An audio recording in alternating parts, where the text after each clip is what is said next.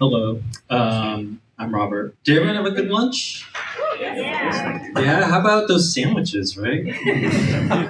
I also really like Costco, so the Costco, like, on point. Made me feel homesick.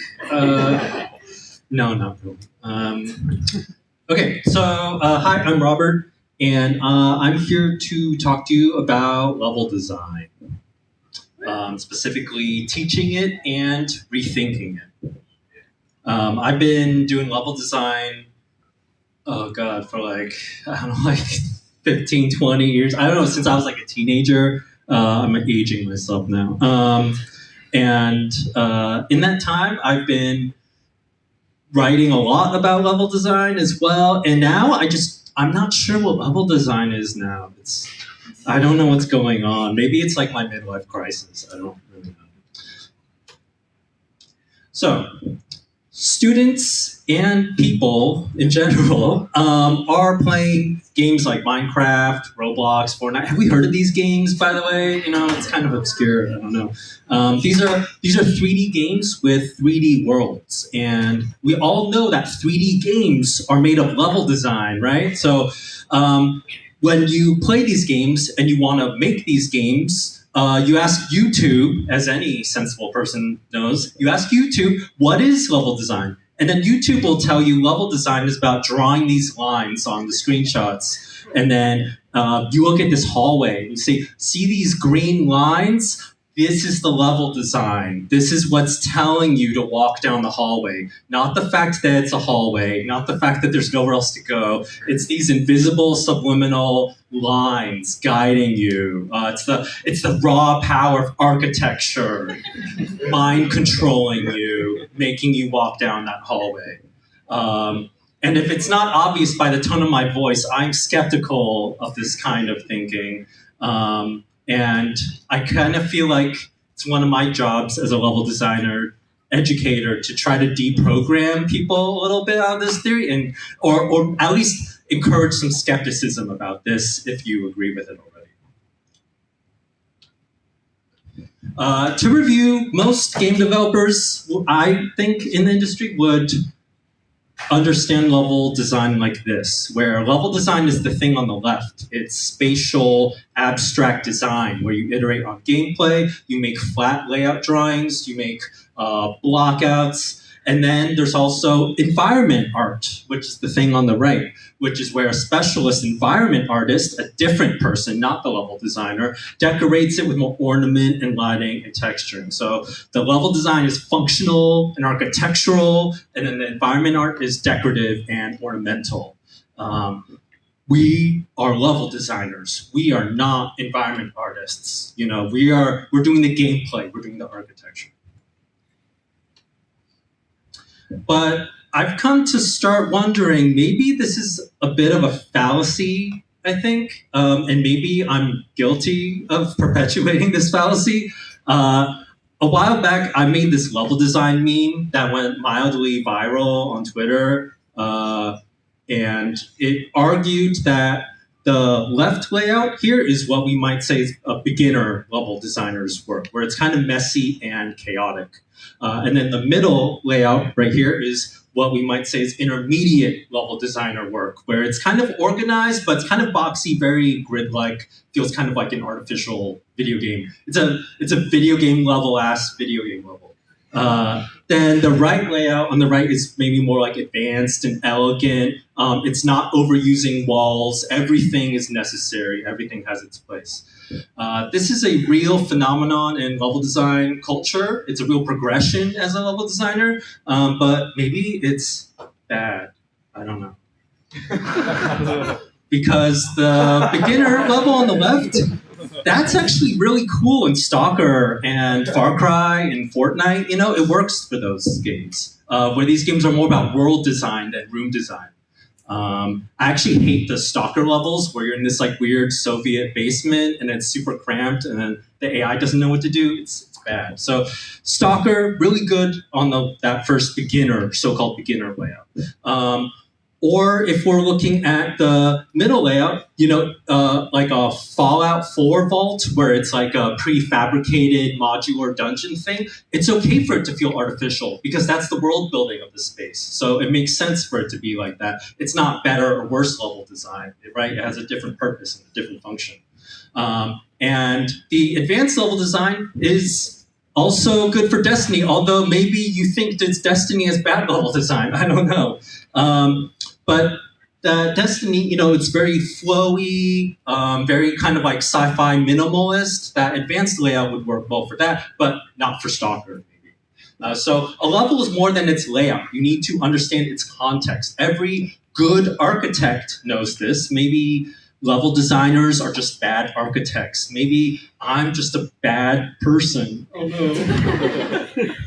no. We're bad architects, but we're also bad other things too. Level design isn't just architecture, actually. Level design is also balancing a spreadsheet, balancing like root drop tables or like stats on your different weapons or enemy balance or something.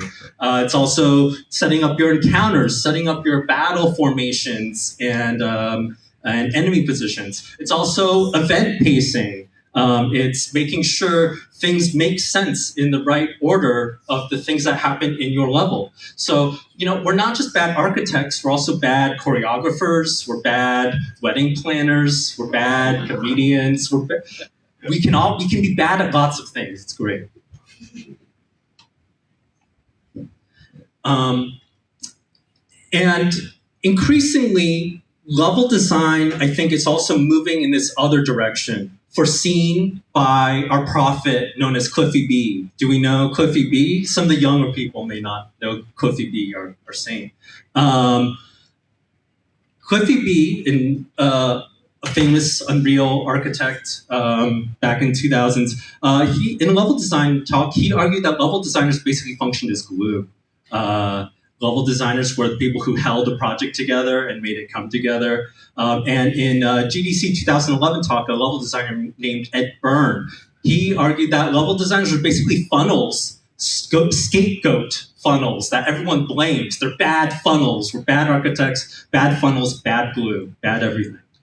But I think increasingly this points at the visible parts of level design labor. So when we teach level design, we end up teaching this compromise often. If you are a student who has taken a level design class, you might recognize this kind of pattern where we might teach some architectural ideas, we might teach you how to build stuff in Unity or Unreal. We teach all the stuff on that left section, but we don't really teach the stuff on the right section where you're doing spreadsheet stuff, how to stick things together as glue, how to paste things, right? All these invisible parts of level design we often ignore. And this is a well-documented dilemma. Here's a bunch of other talks if you're interested in the idea of teaching level design. It's a hard problem, and a lot of people around the world don't know how. It's not just me having the crisis. A lot of people are having this crisis. So the best fix for teaching level design is probably bad. You probably don't want to mirror the industry's organization of level design.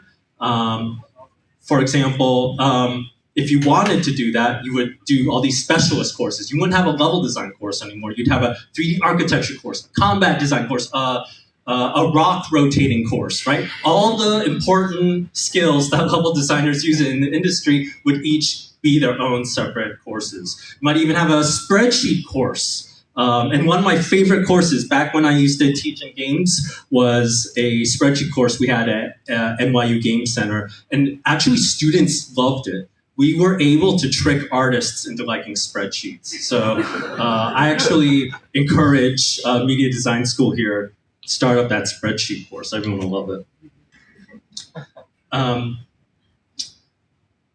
But there's also a lot of other reasons why, as an academic program, you don't want the logistics of it. You don't want to silo students and say, you're a spreadsheet person, you're an artist person, you should not talk to each other. You should take separate classes, right? You may not want that in your program either. So I started writing this thing called the Level Design Book. Um, it's kind of this cursed stopgap thing. I have really mixed feelings about it now. I wanted to write something that reflected the reality of level design. A lot of it was just stuff that we all knew and talked about, but hadn't been written down.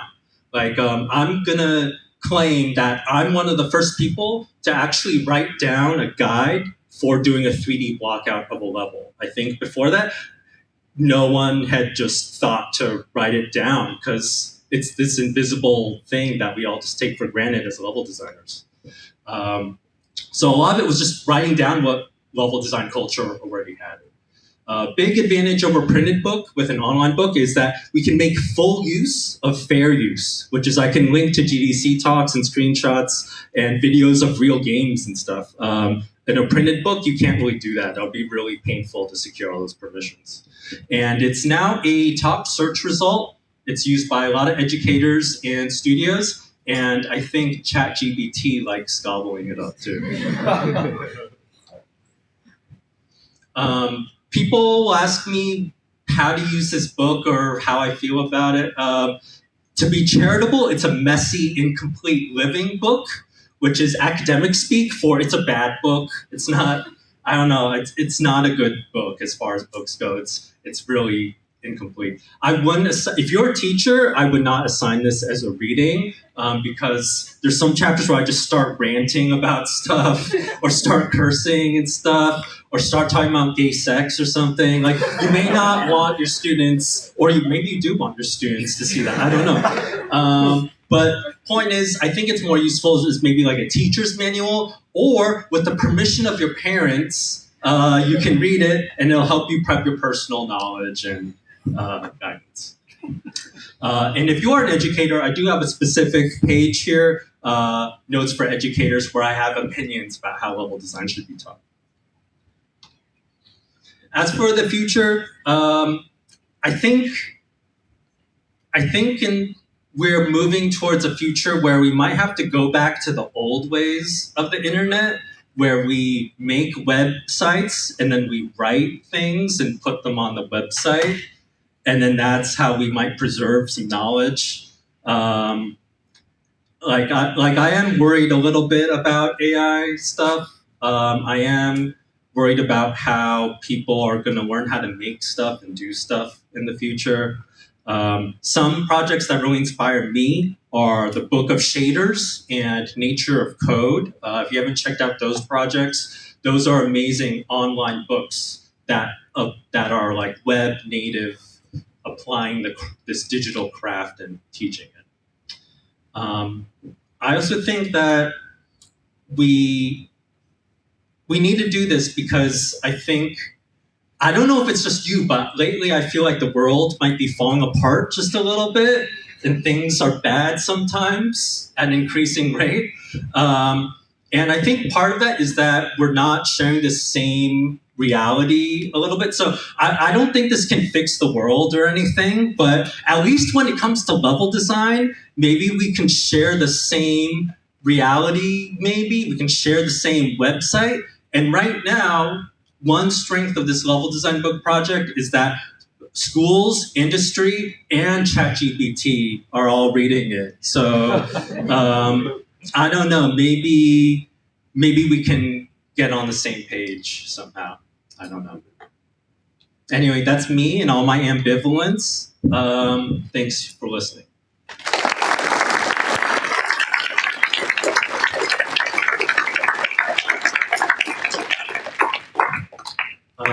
We might have time for a question or two. Or what should we do? 2 questions, if anyone wants it. How do we do this? Do I just... Okay. Okay, please raise your hand, like in school. Or just start talking, or just start shouting. Yes? Imagine you are a beginner level designer. You Yes. know absolutely nothing about level design. And now imagine yourself where you are now. What advice would you give yourself that is beginner? How to level design and where is a good place to start? go to this website called leveldesigncode.com. I mean, like if you go to Reddit, like some of them will just say that. Really, the best advice is to just make stuff, which isn't helpful, but it's the real answer, right? Like the only way to get good at level design is to make levels. I just started actually I actually just started ramping off this project called Big Hops. It is a 3D Mario-like platformer thing, and I've never done platformer level design before. And my first levels for it were terrible. They were just not working at all. And it was only through making a bunch of Mario levels and platformer levels that I got better at it. So even though I'm experienced at it, every project is different. Level design is this complex art that just keeps going and going and going. Yes. So I had a question mostly about level designers presenting their work in portfolio, because as a level designer, you're not inherently making all these different assets, and so to present yourself, I foresee this kind of awkward situation where you have all of these.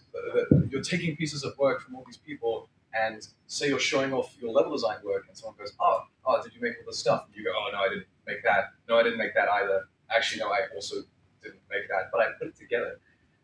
How do you present yourself as a level designer? Yeah, that's a complex question. I think realistically, you just use what assets like if you're applying to some AAA, God forbid you're trying to get into the AAA industry or something. You're trying to apply to be as a AAA level designer. They're going to recognize all the mega scans you're using. They're going to recognize they've seen all the Cinti assets. They've seen everything, right? You're not, you almost don't even need to say you didn't make the art because they'll assume you didn't make any of the environment art. But you probably should say you didn't make any of the environment art. So I would say it's fairly common practice. Don't worry about it.